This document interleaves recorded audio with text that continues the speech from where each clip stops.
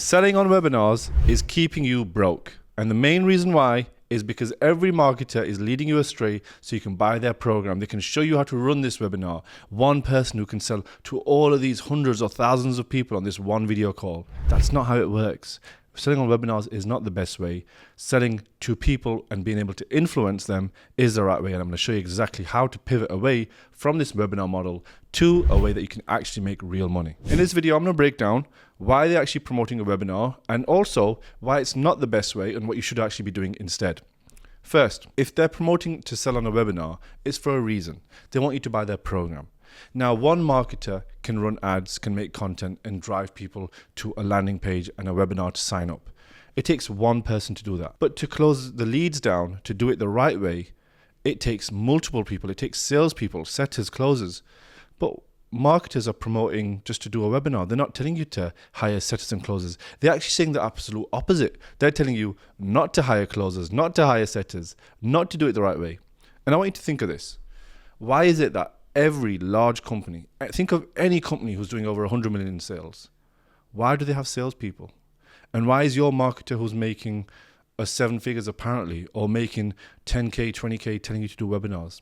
Well, the main thing is that they teach you to do webinars because it's a system that you can buy. They can sell you more of their garbage. They can sell you a system that you can do. Now, will I run a webinar in the future? Yes, but how will I do it differently? Who should actually be selling on webinars and who shouldn't? Well, the people selling on webinars are usually people who can't manage a sales team, don't want to do that extra work. They don't want to make that extra bit of money. They don't want to go a step ahead and understand the terms of hiring, onboarding, and training team members in sales.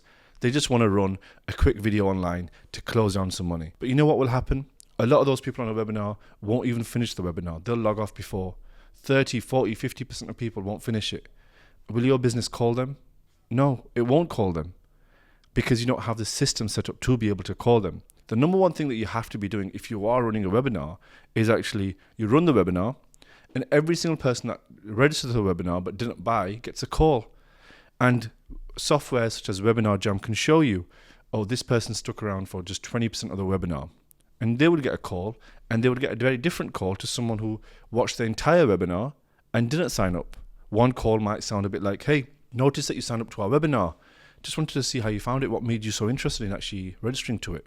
Find their pain point and sell to them. Call number 2. Hey, I noticed that you actually attended our webinar. Thank you for watching it all.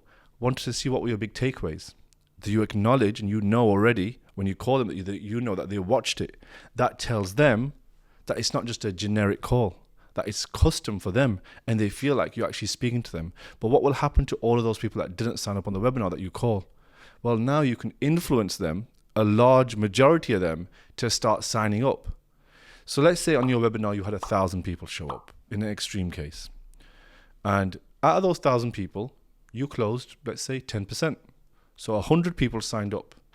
Now, what most people won't tell you to do is to call those other 900 people. They're just being left in the dust. They're being told, hey, we paid to collect your email and number and to get you to opt in, but we're not going to call you. How ridiculous does that sound? What you have to be able to do is to call every single one of them. And not just once, multiple times. So you got to have the system, the tech, the pipelines all set up. You got to be able to have the people trained.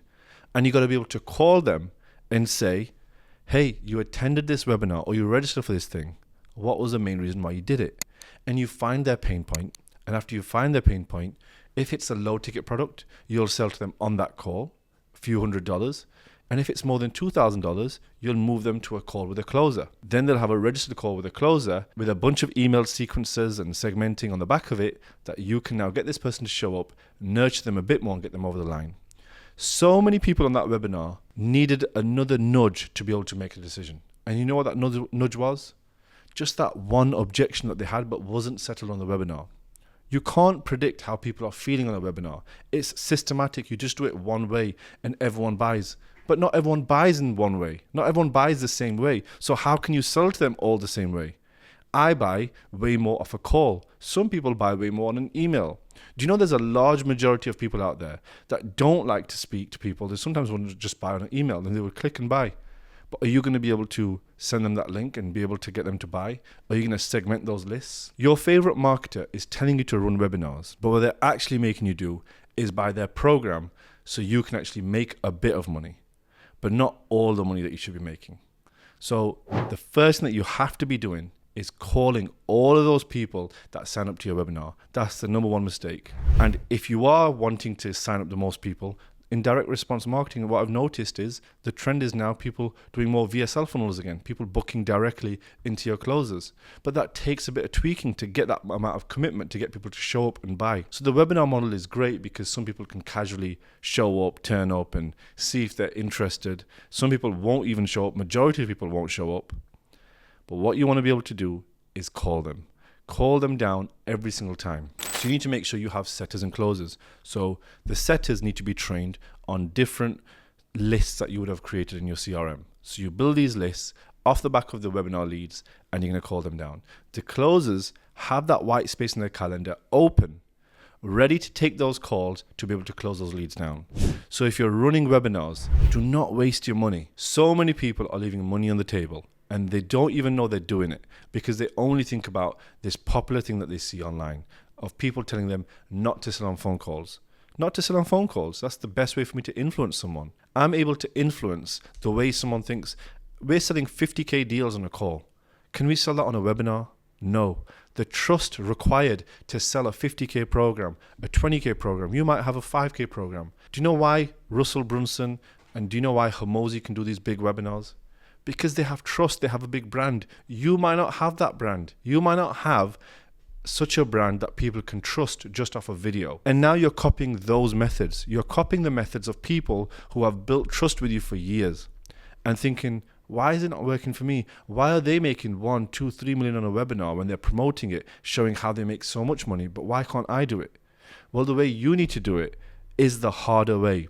Do the webinar, okay, but call people. Call them individually, hunt them down, call them as many times as possible until they're over the line. And that's how you're going to make money. You don't need outdated tactics. Trust me, try something new. And when you make the money, come back into these comments and tell us that you're willing to give it a go or you've given it a go. If you need more videos like this and you're stuck with more tactical decisions that you need to make with your sales team, comment, tell us below. If not, I'll catch you in the next video.